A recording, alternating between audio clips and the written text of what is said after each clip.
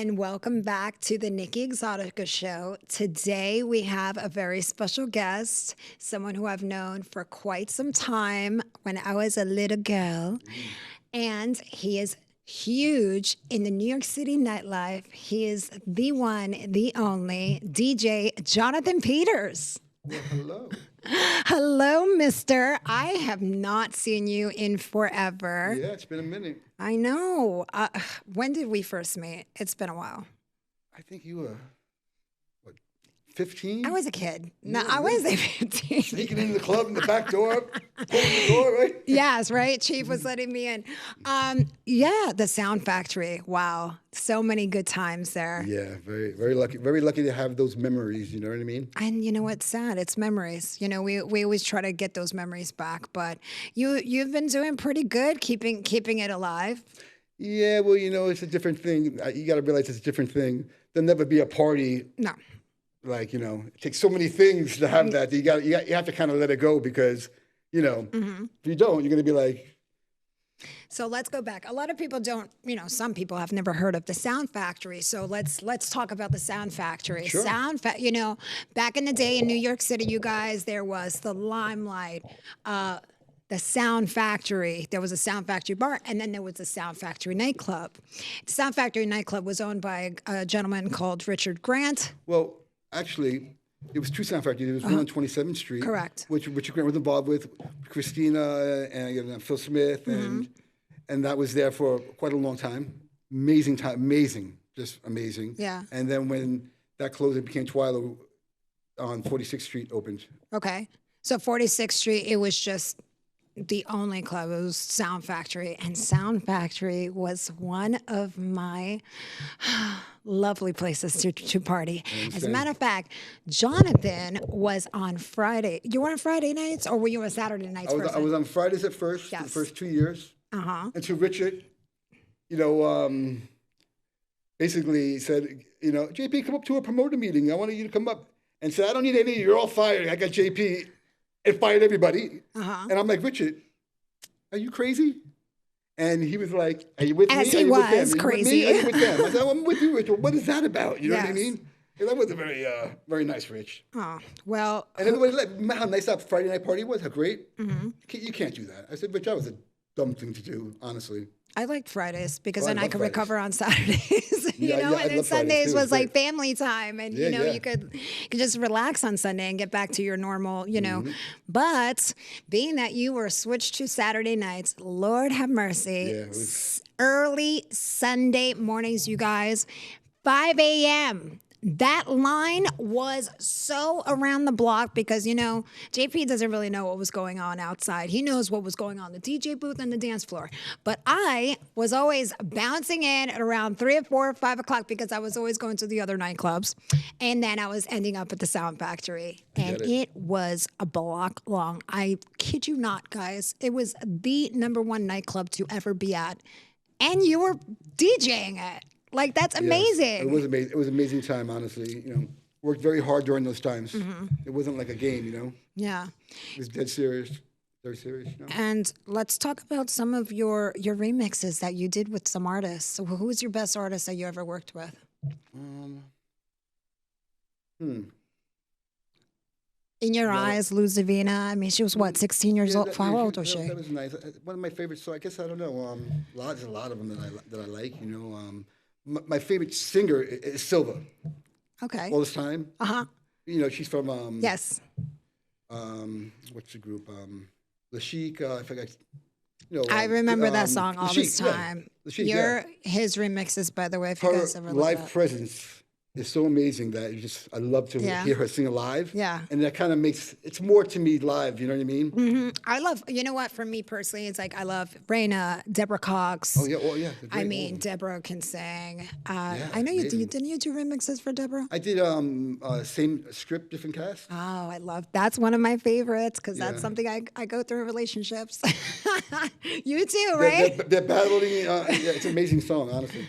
So you had gotten some celebrities to come to Sound Factory. I know you don't know some of them because you were busy in the DJ booth. Yeah, a lot of them actually. Really? A lot of them came on the Tell DL. me, who came to Sound Factory? I think Ace Frehley used to come to the booth. He was a kick. Ace Frehley? You know who that is? From Kiss. Oh. Yeah, I used to hang out and Ice-T, a lot of people. Ice-T, I come know. and chill, I mean, I heard. Calvin Klein, I remember used to come in there. Calvin Klein was, he was there looking for boys. I remember Whitney came once. Whitney Houston. And Richard was like. Was she with Bobby? No, I was in the booth, but I remember Steve Revlon came to the booth because Whitney's outside and Richard told her she had to pay and she left. Richard is such a bitter old man. Like, he was such a bitter old man. He would try to charge me all the time, and Chief would let me downstairs, like, let me right in. It's like, I remember I saw, who did I see? The Wayans brothers were there. Who else? We had Ace Ventura. What's his name? Jim Carrey. We had Jim Carrey. It's funny, you know what it was? It was more of a DL kind of place, Yeah. So they weren't trying. I mean, you would never think that they were cameras, celebrities. Photos like that. Yeah, you would never think because they were just so incognito and they were just running around, drunk and high or whatever. I remember I had brought in Carmen Electra, and that was fun. We pulled up in a limo, and I brought her right up to the DJ booth, and I'm like, "Hey, Jonathan, this is Carmen," and she was like, "Hi," and he was like, "Oh, hey." I think you were just in such shock. I'm playing. No one thought it was Carmen. I was in there. She's so short. She's like 5'3" or 5. She's short. She's so short. You got to realize, playing records, that's hard work. I know. It was, all night, 15 hours playing records. I mean, Yeah, and your mixing skills, like literally, you were, the way you made music, you felt it, Yeah, like if people don't listen to Jonathan Peters from back when Sound Factory, like you felt the music, you felt it in your soul, you felt it in your heart. Well, I got to tell you, one of the reasons you felt it is because we had a, $800,000 sound system in that bad boy. The sound system was everything. The sound system. When we finally got the new sound system, it was, let me give you the vibe. There was 80 18s on the floor. Yeah. There was 150 15s in the air. And there was, 36 tweeters in the air. When you got something like that going on. It goes through your soul. Yeah. I mean, and I remember fighting with Richard about the sound system. He used to talk to her as a third person. He'd be like, JP, she could hear you, talking to her about her. I'm like, Richard, you're going to, really, Richard? Yeah.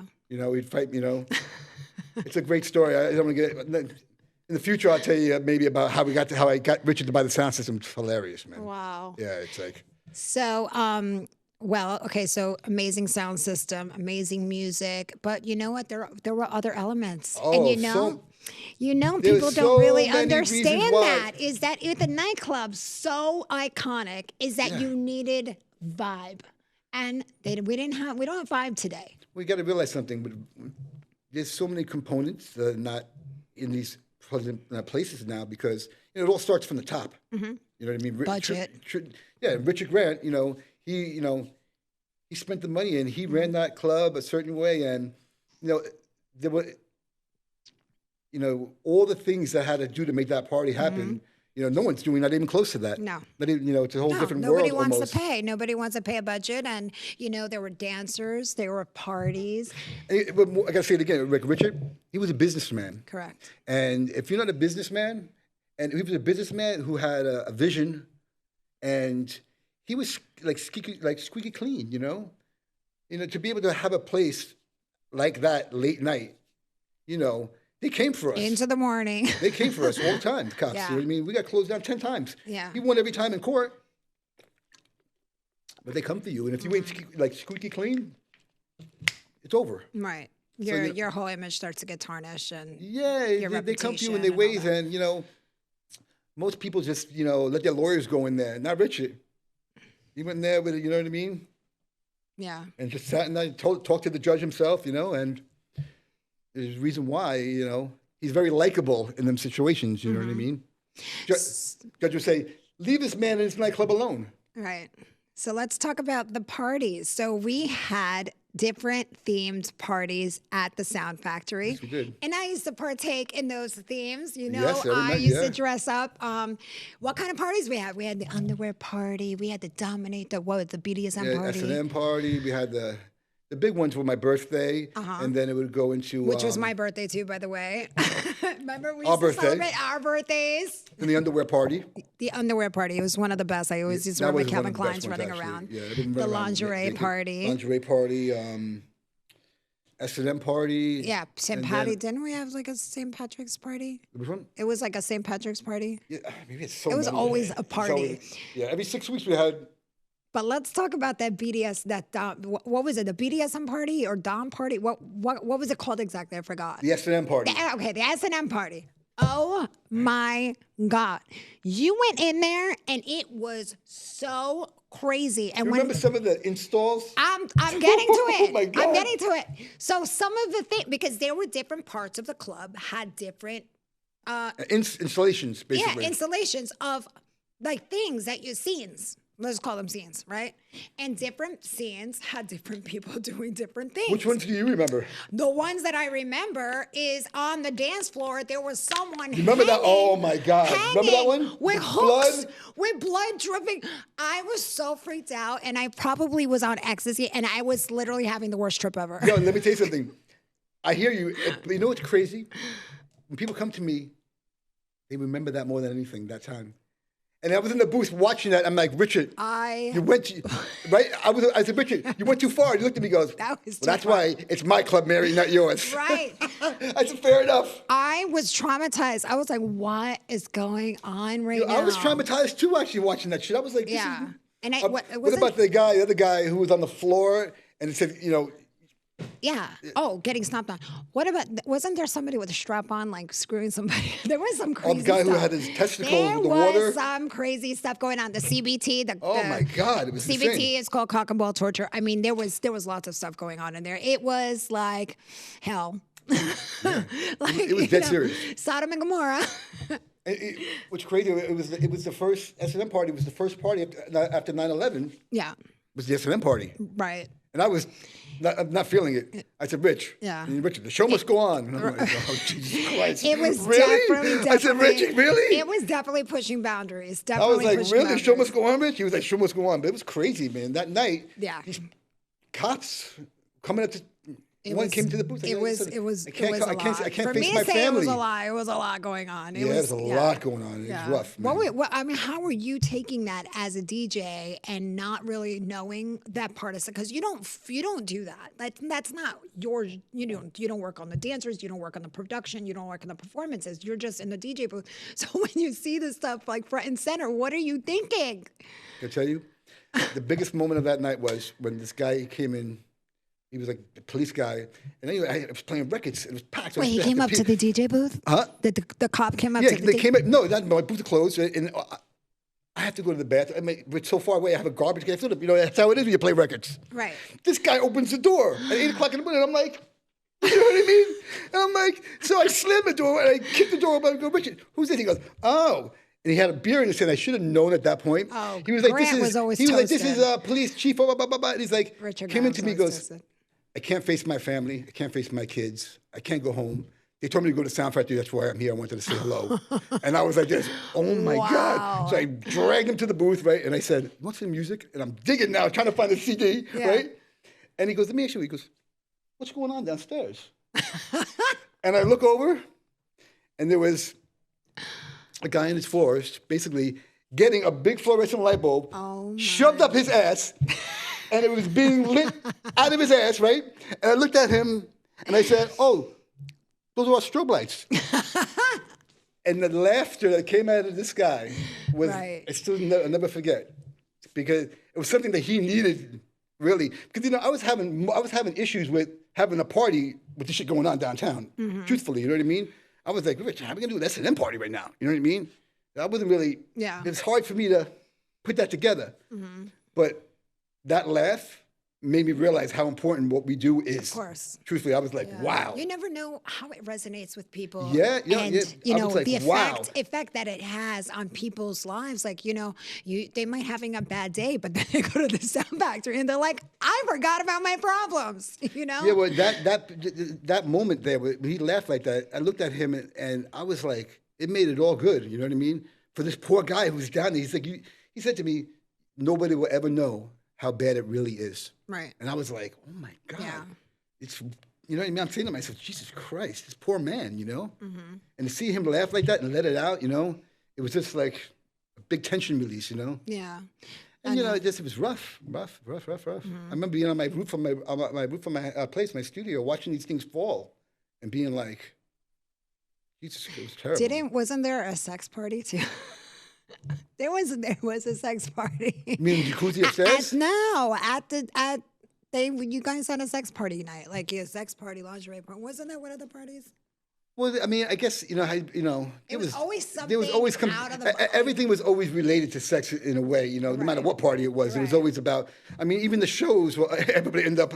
They were like humping each other on stage. They were grinding on each other. They were half naked. The girls were wearing pasties on their nipples. They were wearing little like things on their coochie. A lot of people don't realize because afterwards they were like, "We want to have shows." I'm like, Richard used to pay these people to come in and rehearse and get the shit right. So it was amazing, you know. Yeah. Most people, club owners, they're like, I want to have the shows. I'm like, really? You want to have the shows? No. You don't want to have the shows. You don't want to pay. You don't want to spend the money on that. You know what I mean? Mm-hmm. Which is understandable. Because Richard, you know, he used to drop real dollars. There was some theme party, he would drop $100,000. Mm-hmm. I'd be like, Richard, really? He's like, yeah. He had no problem with it. Just on the decor of the club. Decor. Just decor alone. Everything. The dancers, the production, the decorating, like you said. And also we had some drag queens. We had Africa, Josephine, Joned. We had, we had a good time. The girls, yeah. And, oh my God. Can't forget him. What a moment that was, right? We can't forget Anthony Lamont. Vivacious Jew. I remember Anthony performing to Deborah Cox. On the stairs. Floor. Oh, my God. Amazing. Who else? Franklin Fortes. Excuse me? Remember that? Yes. I mean, I used to tour with him. I used to play as Madonna legendary moment, with the honestly. phone. Hello, this is Madonna. I mean, just, amazing. Truly amazing. I know. Those were the days. What happened? What happened? What happened? Let's talk about what happened. Because there's a lot that, obviously the club shut down. At the end, this is what happened. We got closed down 10 times, right? And the cops were like, we can't stop this as much as we try, because they would change the judge and a new judge would come in. The judge would fall in love with Richard. Richard would go up there with his books, and be like, this is Mary, this is Ziggy, and the judges were like, leave this man alone, So when I left Sound Factory,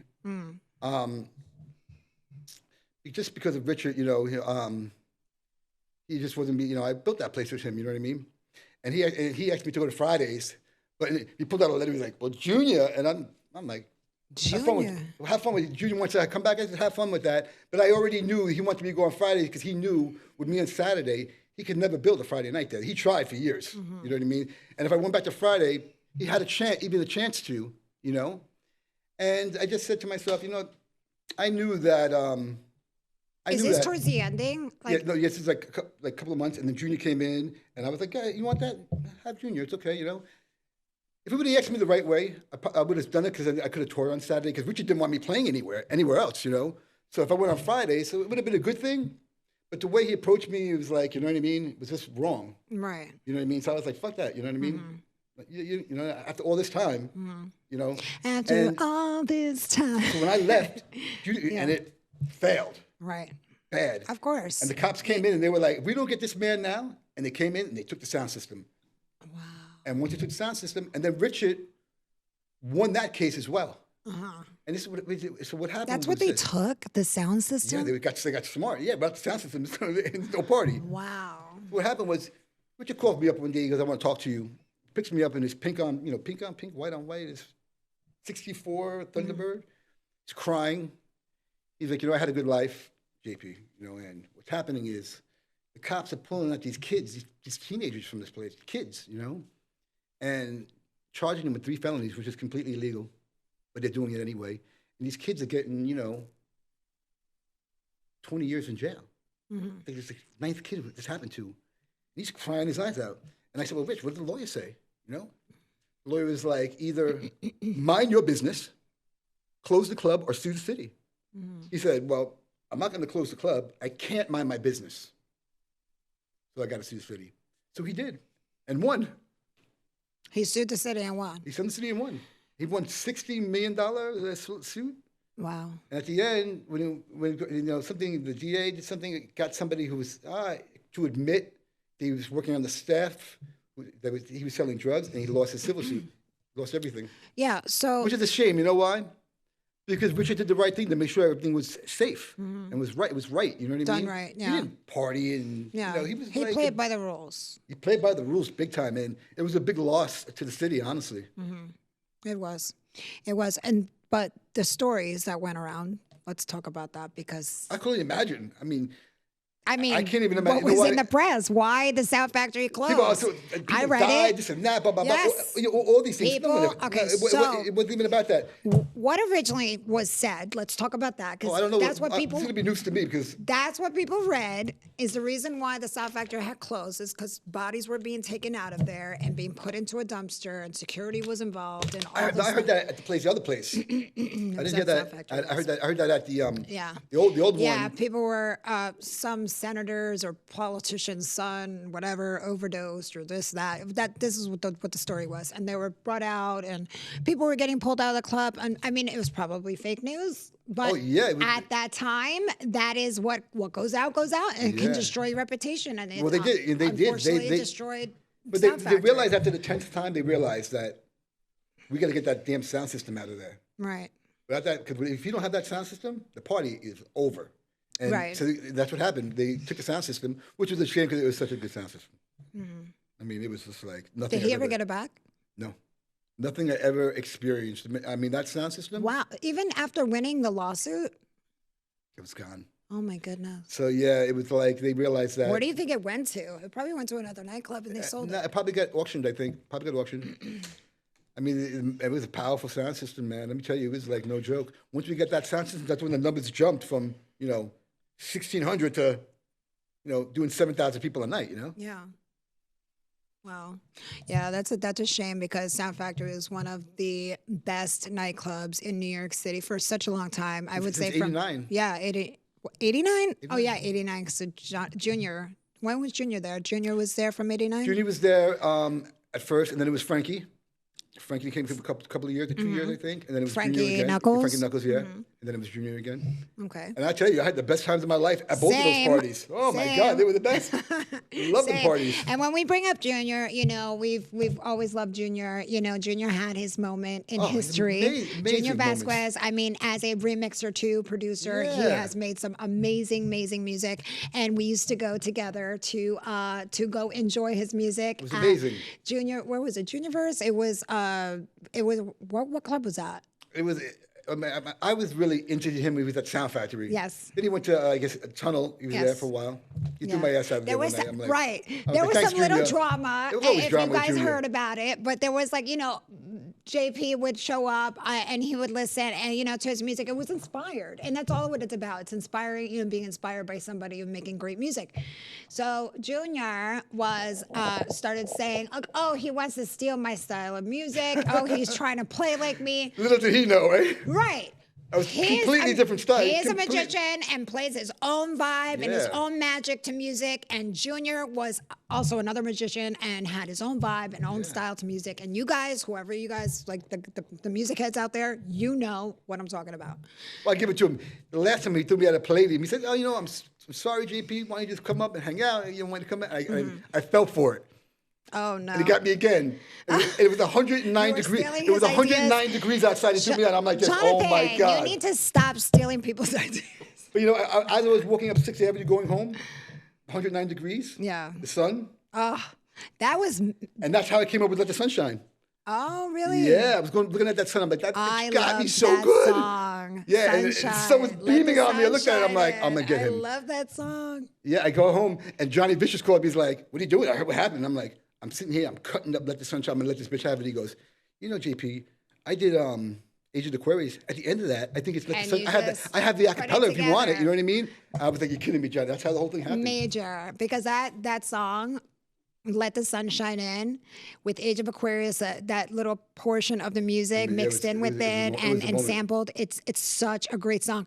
And playing it in the Sound Factory when the lights would go down and it was like rays of sun on the dance floor and everyone. From the disco ball, right? And the lights would hit the disco ball. What and a moment, boy, right? Oh, man. What a moment, and you knew how to play so well to every song, to every emotion. And you would go on a trip, basically. You would go on a music trip. And it was such an experience and such a delight to listen to you for so many years. Thank you. Be friends. I appreciate we're that. friends. People don't know, like all the people that I know, but I know DJ Jonathan Peters. I'm so excited. Yeah, we had some good time. I mean, we had good parties. A lot of fun in that room, boy.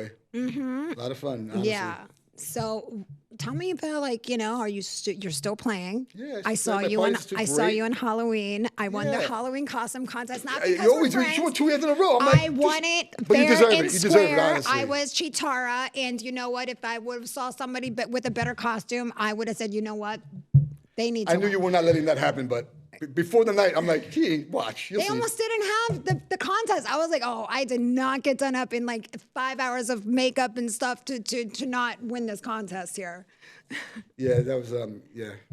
Still do my awesome. thing, you know. It's like, you know what it is? I realized that what that was, you know, I'm in the booth, right? You need to have another person who's like a businessman, serious businessman. Oh, of course. To create and really know what's up, you know what I mean? Right. It's very hard to find that. What, they were all Cracker Jacks that night? They weren't paying attention. Well, I'm just saying, like, in general, you know, there's not, people, you know, get into the nightclub business for different reasons, you know? Right. And, you know, Richard was like, you know, he used to make pillows, you know what I mean, for a living. And then he was like, he lived and he loved it. Like, that was his job. He loved it. Yeah. And without that love, you know, I love what I do. Mm-hmm. You know, when you have two people like that, of course, you know, you could really make magic. You know, and it's from the clothes. I thought there was going to be a lot of guys like that. You know, I thought at first, and I was like, I couldn't believe after a while. I'm like, God, wow, nobody has any passion at all. No. Zero. It's a dynamic that you have to create and build with someone that wants it. You need the passion. You need to find the people that have that passion. Well, you know what it is. You know who explained it to me actually really well was I didn't get it. It was like John DiMatteo. You know who that is, of course. He said, you don't get it? I go, I don't get it. He goes, this is the difference. He said, at Sound Factory, the passion was in the party, right? So everybody's work went into that, made that party amazing. At, you know, these other places, it's a promotion. They don't care. They don't care. Nobody dances anymore. They don't care if you play good. They're there with their cameras. They don't care about any of it. They're there with their cameras on a DJ. And it's like, there's going to be somebody new coming next week, so they don't really care. It's not about the party. Right. It's about the promotion. Yeah. And that made so much sense. I was like, oh my God, he's right. And that's the big difference. And back in the days, you know, Paradise Garage, these places, they were all about the party. You know what I mean? And that's what needs to really. And the party was making people dance. Make people dance, yeah. And experience. See, when you do it the other way, the promotion, you're trying to make money. So when you're trying to make, when money's the only thing when you're trying to make money, you ain't trying to spend money, and that's you know what I mean. So people get money hungry out there, and they lose the passion of the party and the people and what people truly want, and that's where it just fizzles out. I'm sorry, guys. You just got to know how to do a better party. So you know, I believe that history does repeat itself in some way, you know, but. Times haven't changed. It's the people doing it have changed. Their mentality of what they're doing has changed, basically. Yeah, everybody's just wants money. Everyone saw like Sound Factory. I mean, we're making some real coins there. You know what I mean? So of course, you know, I get it. But you know, it's something. But like, it involves people coming together. You know, it's so much more beautiful that you could make the same amount of money, if not more, doing it the other way as well. You know what I mean? But you just have to have a love for it. You know? Right. And unfortunately, that's not really. It's not happening It's not now. really. It's this. And that is exactly right now, why these parties are not happening like the way they should. Yeah, Alegria does, and Alegria is a gay party, but they got their productions. They have their Rick choreography. Center's incredible, honestly. Yes, and they have the choreography, the dancers, the well, you know, outfits, Rick Center, the he started upstairs at the styling. Sound Factory, honestly, the second floor when he started with you know what I mean? I mean, I went to that gay pride, his thing. Oh my God. I was blown away. I was like, thank God. Truly, it was amazing. Yes, I know. So tell me, like, what's going on in your life now? Like, what do you want to do? I still do my thing. I do my thing, Still doing your thing? Yeah. Were you in at EC just recently? Yeah, I couldn't make that party. How was it? How was the party? How was the turnout?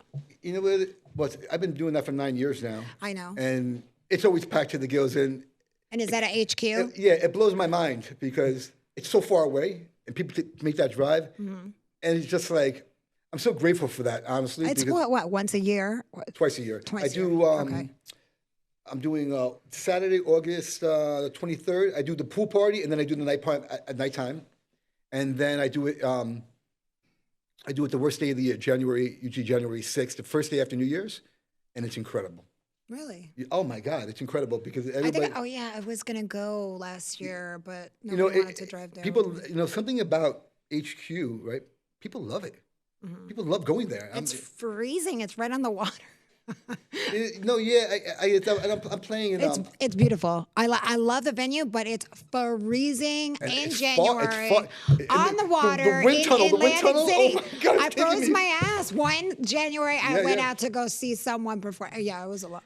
But people love it. As I said, I'm grateful everybody makes the ride because it's a long ride. And I always make sure it's right so that it's worth their while. It's only twice a year. I'm sure people can make that.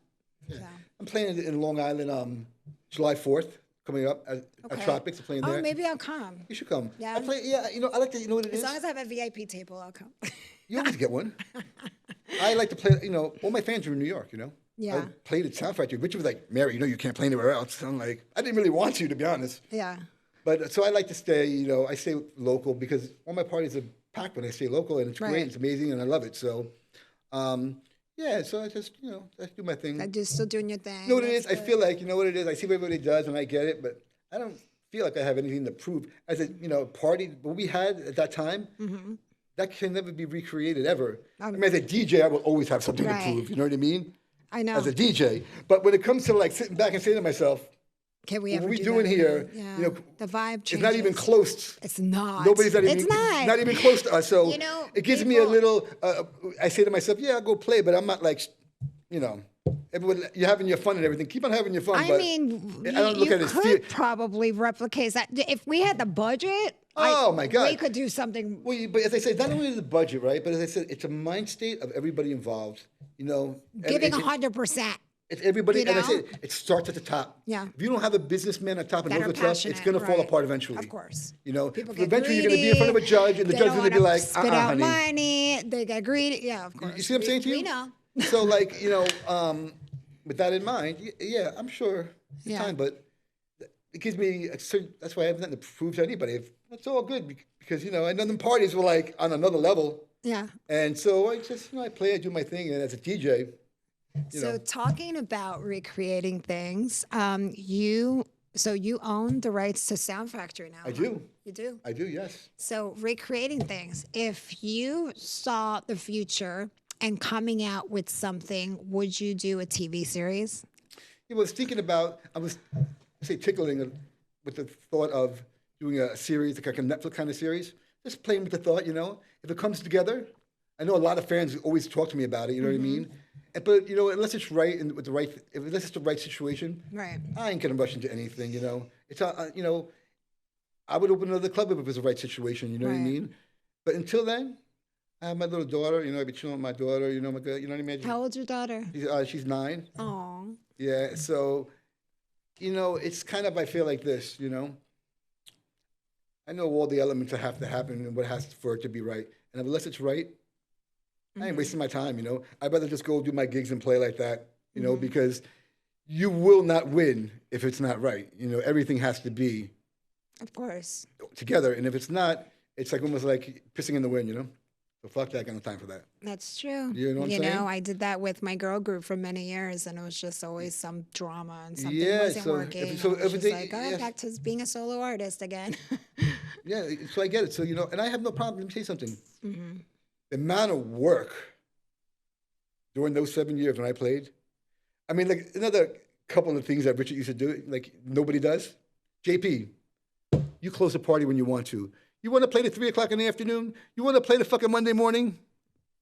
Play the Monday morning. Let's talk about that. Honestly, truthfully, that was where his head was. That club stayed open till like 11 noon. It was open late. Like people were getting there at 5 and you literally walking out of there at like 12. Well, he thought different. He was like, listen, he told me, play till the party's over. That was his head. If the party's over. And the party was never over because the dance floor was packed and nobody wanted to leave. And then it started then there was a time where we started getting another line at like 9 a.m.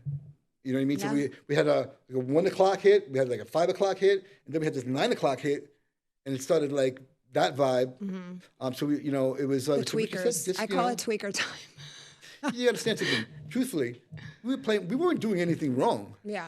You know what I mean? Richard, we were in LA. I was playing music. No, you were just playing music in the booth. Doing our thing. So most people get caught up in that for no reason. Yeah. They just get caught up in these clubs. They're like, well, my lawyer said we got to close at 4 o'clock. Of course he said that. You know what I mean? You don't want to deal with the fucking. Were the police ever bothering you guys that you were staying up so late and keeping the club open that you had to shut it down? Well, they tried, but Richard wasn't trying to hear that shit. Right. Do you think that Richard was paying off the police? No. No. No. Richard was like this. Look, listen.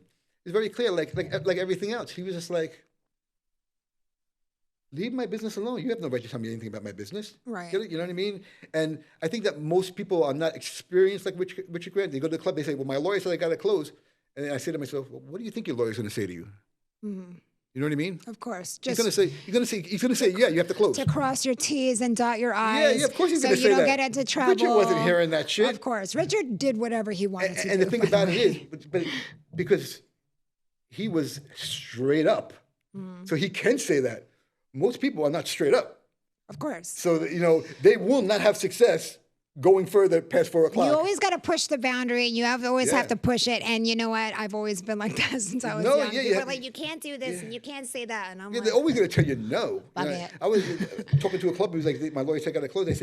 I was trying to explain to him, what do you think he's going to say to you? Right. It's like, and if you haven't thought of what I'm doing is wrong, you're going to listen to you know what I mean? Mm-hmm. But we were doing our thing. It was like we weren't following anybody. Right. On any level, we weren't following anybody. So we were like, we're not doing anything wrong. Well, that's amazing because the club would have been so damn lame if it would have been closing by like 6, 7 o'clock at the latest. Yeah, I mean, when the cops used to close us down, right, and bad press or whatever. I remember I'd be starting up with like 100 people on the dance floor. I got to build it again. Yeah. It would take 6 weeks to really just get it back again. You know what I mean? Mm-hmm.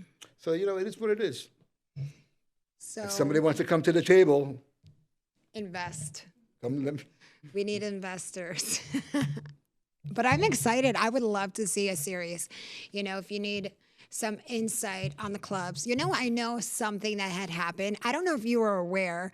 We had Paris at the door. Paris was this beautiful, model-esque trans woman, sex change like me, and she was the inspiration why I got my sex change. Well, I didn't know that. Where I got my sex change, because she went to Montreal, Canada with Dr. Yvonne Menard, and I went to the same doctor because I finally had the balls, well, not anymore, but I had the balls at the time to ask her, can I see it?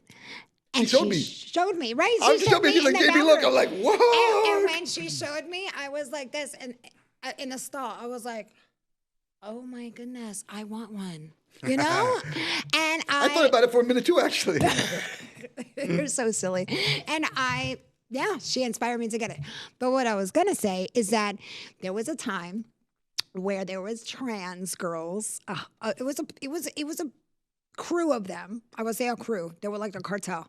And they were, I think, the Mexican or Colombians. I don't know. But there was a big time when all the trans started coming out. First, it was me, Naomi, my sister, she passed, and then it was Claudia and Liza, and it was just 4 of us. Then all of a sudden, a couple little started trickling in, another couple trans, another couple trans, and then it just became like a whole trans party, sausage fest, like Italians, Bridge and Tunnel, like it was great. Everyone was at the Sound Factory. But there was a little time where Paris stopped letting the girls in, the trans girls.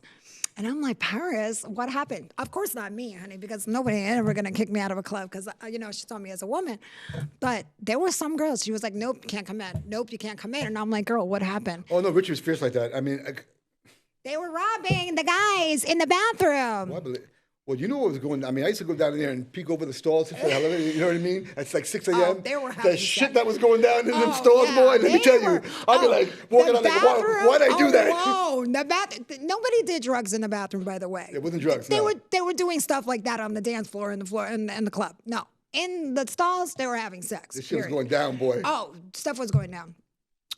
And so there was, oh my God, I didn't tell you. So that's where I have some crazy stories, by the way. I got a few too, actually. Really?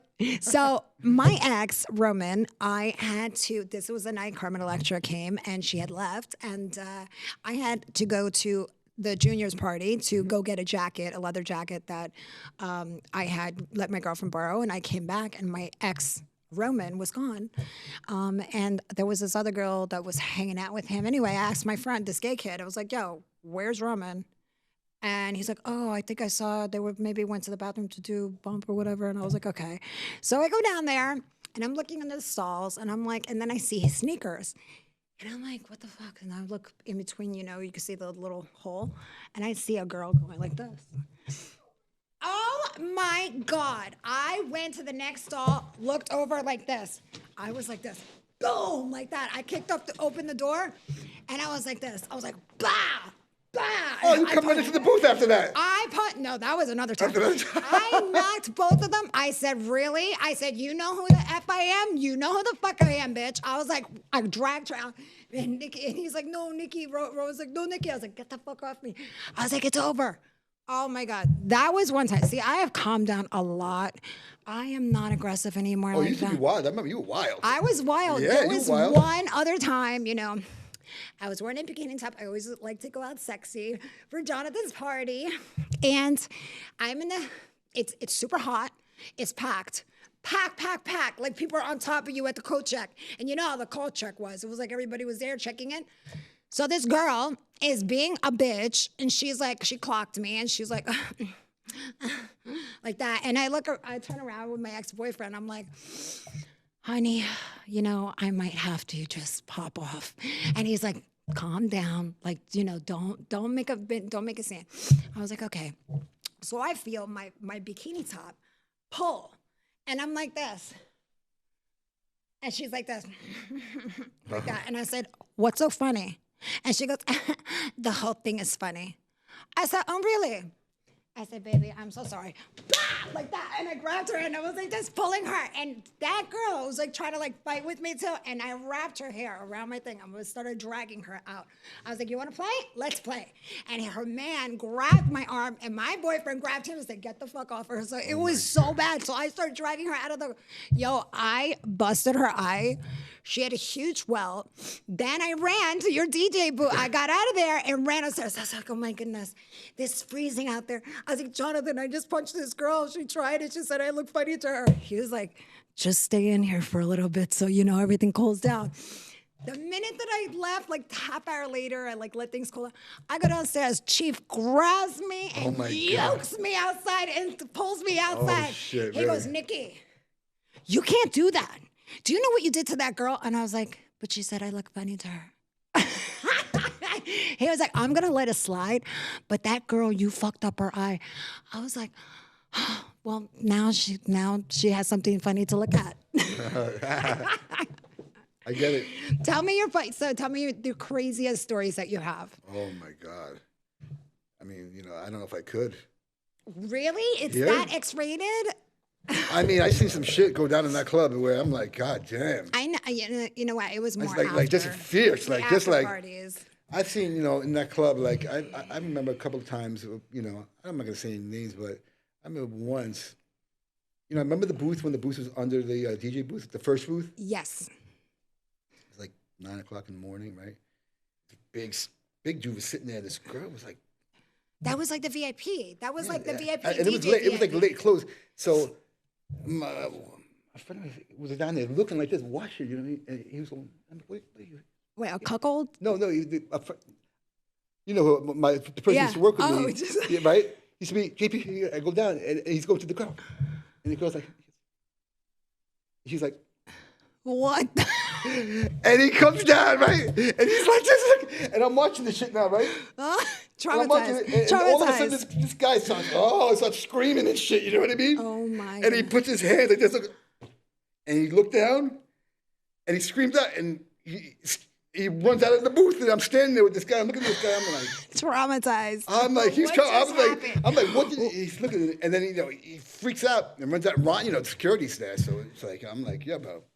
I don't know. You gotta fucking chill with them drugs, kid. You know what I mean? Yeah. Really? I mean, I don't know what would happen just now, but things like that, just like craziness. It's crazy. Part of the game. Never mind the jacuzzi on the 4th floor that was in there. Yes, I loved that. I loved, they did some installations in the club where they had a shower, 2 showers, and it was like a wet scene. The club was so amazing. There was so many things. It was clean. That was the whole thing. He made sure that club was clean. I mean, that jacuzzi sounds weird in the club, but you know what? It was clean. It was really cool. He made sure it was clean, flowers, fresh flowers. I think I danced one night I think I had to do a party. I did do a Sound Factory like once or twice, but it was fun. I mean, those parties were, just nothing. And everybody who experienced it says the same thing to me. They're like, you know what? Nowadays, people don't even realize the difference, Yeah. Because they have nothing to compare it to. They just know this kind of thing. There is no comparison. And for New York City, I mean, Limelight was amazing. Oh, my God, Limelight was amazing. I mean, there's a lot there was at the time. Tunnel. But they were all P. Geisha was party driven. You got to realize that. Yeah, Tunnel was cool too. I loved it. Yeah, not party. They were all party driven clubs, I mean, one of the things you understand that, rents in New York City. Super high. Yeah. How much was the rent for the Sound Factory? It was $30,000. A month? A month. That's like a whole year of my rent. But ready for this? That's nothing. You know what the next guys paid? What? They're paying over 100. A month? Yes. What? Yes. Imagine that. Imagine trying to get some sleep with that. How much is to buy the building? Is that like a mortgage, or is that like to literally rent? I mean, at that time, crazy. The building was probably worth, but think about that situation there. You know what I mean? That kind of money. I give it up. If I give it up, Eddie D's a good businessman, but I don't know how he did it. Truthfully. So let's talk about what happened with Richard. Richard was he passed. When he said he's gonna open another club. He did the night before his first party. A couple of days before he passed. Wow. And they didn't say anything. So the party didn't go so well. I was like, how can you not say anything? Right. You know what I mean? That's fucking crazy. And everybody knew, but they didn't even. And they knew afterwards. Like Richard's last dance, they could have made like another party. Oh my God, it could have been amazing. Could have been. And Richard, a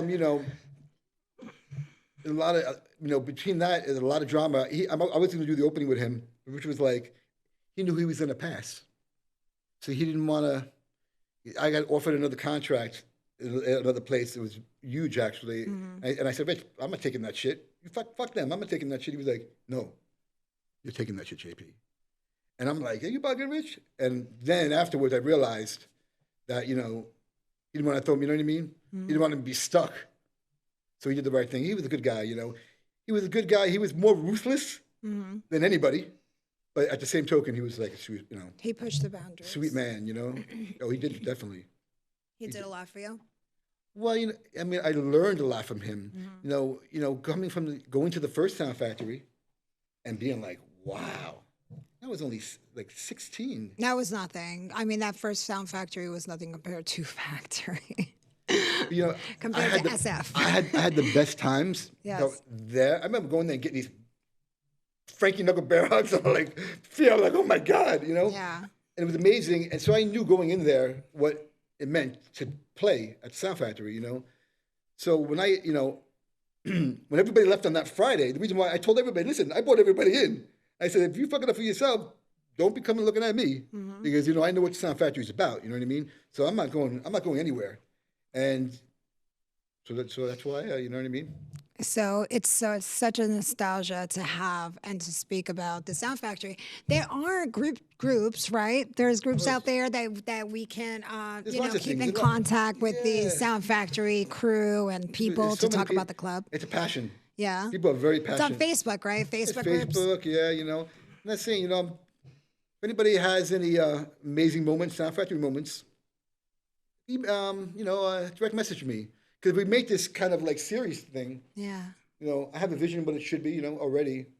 And so just trying to feel it out right now. Mm-hmm. I'm sure you have. I have so many stories. Yeah. I think we got to get together. I'll tell you one thing. And make a good script. It will be the fiercest thing on Netflix because nobody's ever seen anything. It would because nobody ever seen anything like this. It would be the straight version of Pose, I think. Right? You know what's funny? My brother is the one who put the idea. He's like, "You watched The Wolf of Wall Street?" I watched it. I'm like, he goes, "Now imagine doing a Sound Factory one." Mm-hmm. And I was like, "Oh shit!" Right.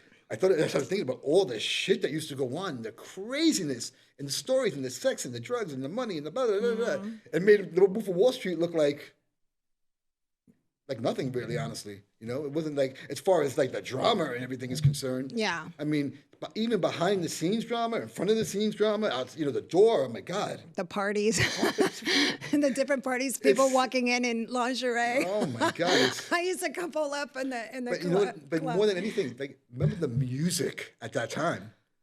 You got to realize the music at that time. You would have it's vocals. It was more vocals. R&B songs, right? That are just like incredible produced songs. We transform them into these anthems, and I remember when you first played "In Your Eyes" by Luz Divina, and I was just like, I felt it, because I was going through my breakup. Oh my God, with Roman. That's how I used to play it too. I must have been. Oh, I can imagine. It would just made me feel so many things, Yeah. And I mean, these are some huge vocal moments. Like when I play out and these songs come on,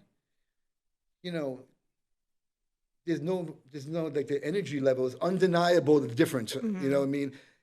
I like to do my thing, but I'm not in denial about the fact that these songs just sound better and have a better positive energy because of the song, because of the vocals. You know what I mean? It's undeniable. You know what I mean? You see the energy level go from great track to great track, but when you have something you could sing to, it changes the game. It sure does. It changes the game. You could sing something and be in that zone, that singing zone, and it's hard. But nowadays, with these new songs, I can't get into the sing zone with some of these songs right now. I mean, a lot of people don't even have to be a singer anymore to make a record nowadays. You know what I'm saying to you?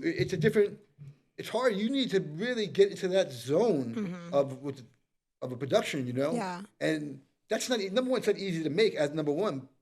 Especially if you don't have that song, what I mean? There's nothing like having. I think people need to resonate with vocals or the lyrics. And I just wrote a song called "So Narcissistic." Maybe I could send you the acapellas. Yeah, I'd love to hear it. Of course, come on. You should make me a JP remix. If you didn't send me everything you did, you'd be crazy. You know that because I got love for you. So if you didn't send it to me, you're crazy. I will send it to you. Yeah, did you do a song with Angelina? Did you do a remix for her?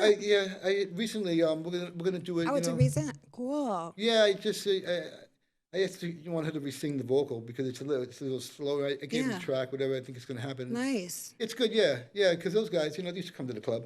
I love it. Yeah, it will be. It's a cute song. I'll have my people send your people my acapella, and we'll see what you can come up with. Yeah, they think you'd be crazy not to. I'll make that shit work one way or another. You know that, right? Honey. You know I will. For you, I'll make it work. You know that, right? I know you will. Yeah, damn right. And you know what? If it's fucking fire, I will perform it for your pool party. Well, yeah, I don't, I've always been this kind of person that, I make my music always for my parties. I don't really care about anybody else. And I know maybe people don't see it like that, but that's how I've always been, I want people to at my parties to feel special and know that, this is for them. You know what I mean? And because I'm not really one to travel, never to play for an hour or two. That's not my thing, Right. That's just, I'd rather not do it, And so I have all this music. Right? I have so much music that's amazing that just for my, you know what I mean? You know what I loved about you? What I've always loved about Jonathan is that he has always been DJ for the people. He has always been had a love for the drags, the trans, the LGBTQ, Oh, yeah, come on, you and kidding always me? been a supporter. And I know many DJs out there that are not supporters of That'd be the gays, crazy. and the gays are your biggest supporters, and the drag and the queer community They and bring the stuff. energy. They bring the whole vibe. Right. Honestly, They bring the vibe. Yeah, When without a you see a doubt. drag queen at a party, especially a JP party, you're tell like, you. yes, this is, factory. These are the vibes. Well, I would say, if you have a problem with it, that's really probably not the place for you to go. Yeah. You know what I mean? Honestly, And you know what's there's so many other places you could go. You know what's crazy, Jonathan, is like I was in those group chats, the Sound Factory group chat, and I got so much hate just for being me, and they were so what it rude. Things did change now, and it's sad actually. That it's It changing. is. Because you know what it is? It's scary. It's scary. Yeah, You know what I the mean? amount of ignorance and hate in the world is absolutely ridiculous. And it's scary, and I think that I've always been one to say, boy, you know what? If maybe this is not the party for you, you know what I Right. mean? Honestly, it's Yeah. okay. I mean, it is what it is, because I'd rather have a positive. Yes, energy, a positive environment yeah, and everybody's an welcome. experience. Everybody's welcome An experience yeah, to of course, have because- everyone come together as a collective, and Yeah, love. I mean, It's all about like- love. And I think that for the most part, anybody who comes to my party after all these years, they know that going into it. Very rarely you get somebody. I mean, there's never no fights at Yeah. my events, and because I can't even imagine, truthfully, being a person of hate. You know what I mean? I can't imagine it because I'm not. No. I'm not. So Me? people who are like, I can't even put myself in their shoes. So I don't get it, honestly. Yeah. I believe in love, honey. Same. I believe in love. Always. When I made that record, I That's asked what Paula it's Cole to about. come re-sing them vocals for a reason. I you know what believe I mean? in love. I love that song too. Yeah, That man, was one of your hits. Yeah, it was a hit. You It have was so good. many. Come on, name the hits. Bring them. I guess the hit Jessica Foca, Whitney Houston, couple of Whitneys. But you did a two My Love Is Your Whitneys. Love, right? You did that remix? Yeah, My Love Is Your Love, same script. That was one of my favorites, by the way. My favorite ones are, I love the Kristen Noel record. In Let the Sun Shine In, that was one of my favorites. That was always towards the end of the night. Garth Brooks record, I like that one. I tried the ones that the reality is this, right? During those times, I was getting hit with I have over 250 mixes, you know what I mean? Oh, of major I know. records. There's so many of them, So right? many. I was being worked like a dog, Yes. truly. And I used to come from Sound Factory playing 20 hours and get hit with Barbie Girl, and I'd be stressing out. Oh my goodness! But no, it's crazy. performed Now that one my year. daughter, I now that my remember. daughter is Barbie Girl, now You I'm just reminded me. I loved your remix of Barbie Girl, and I performed it one year it's another in one. Long Island. I remember right after I done Paula Cole, right? This is just reality right now. I got they wanted me to do a song. They offered me a point on the record, and I'm so I put the data in, and I hit play, and I hear fucking dogs barking. I'm like, are you fucking kidding me with this right now? And I call my manager. I'm like, are you fucking crazy sending me this right now? I just got off I Believe in Love, right? And he's like, JP, I think you should do it. I'm like, are you fucking crazy? You know what I mean? I could have made a fierce track out of it, but I had all, I was busy being worked. I turn on the TV, right?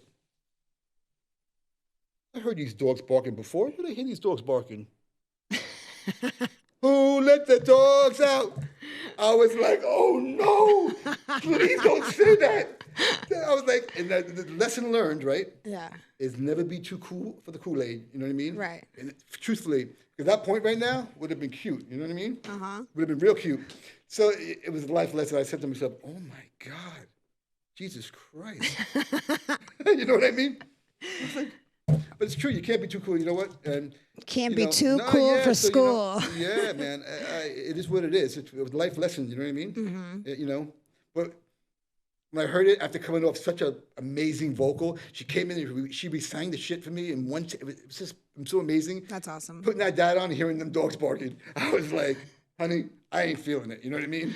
Yeah. And I could have felt it if it maybe didn't happen at that exact time, just like that. It is what it is. Well, it's been such a delight having you, Jonathan. You know what? I don't usually do these things. I know. Because of you, I said, you know what? How can I still know to her? You know told me when I reached out to him, because he's been such a friend of mine for so many years. And I was like, Jonathan, please, can you support me on my podcast? And he was like, for you? Yes. Anybody else? I've never done it, and I wouldn't want to. And I was like, so I appreciate it. Thank you so much. I love you so much. And whenever I can support you, I will be there. You always do, honestly. Come on, you always do. It's all good. You're a busy beaver, too. You know what I mean? I am. That's good. I'm proud of you, honestly. I really am. Thank you so much. That means a lot. Thank you. You did your thing, you know? Right? I just see you down there doing your thing. I'm like, I see you just evolve, you know? It's amazing. Thank you so much. You're welcome, darling. Well, I can't wait to see more of you and what's to come with the whole Sound Factory maybe show. Who knows, right? Who knows? I'm sure something's going to happen. Just waiting for the right thing to happen. Yes. Well, you know what? We'll stay tuned. Thank you so much for this amazing podcast with the wonderful DJ Jonathan Peters. And I can't wait for my next podcast. Stay tuned. This is the Nikki ExotiKa Show. Just so narcissistic, so narcissistic.